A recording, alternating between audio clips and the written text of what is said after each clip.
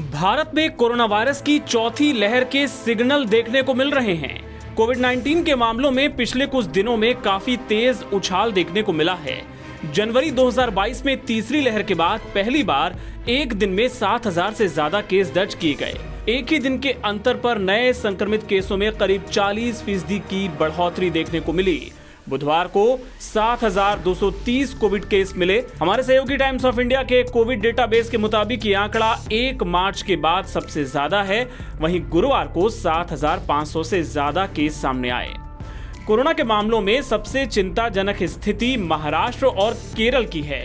बुधवार को देश भर से आए कोविड के मामलों में करीब 70% इन्हीं दो राज्यों से हैं।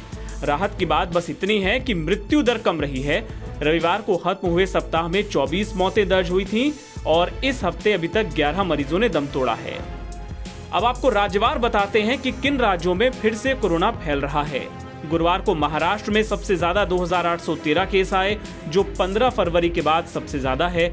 अकेले मुंबई में 1,702 मामले दर्ज हुए, जो मार्च 2022 के बाद किसी भी शहर में संक्रमण का रिकॉर्ड है। केरल में आंकड़े एक दिन बाद आते हैं। बुधवार को यहां 2,271 मामले दर्ज हुए थे।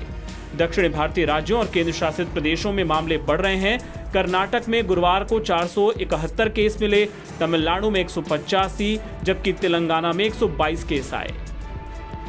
दिल्ली में भी कोरोना की रफ्तार बढ़ रही है। गुरुवार को 622 नए मामले यहां दर्ज हुए, जो 14 मई के बाद सबसे ज्यादा हैं। हरियाणा में भी कोरोना के आंकड़े चढ़ रहे हैं। यहां 348 नए केस दर्ज हुए, जो 27 दिनों में सबसे ज्यादा हैं।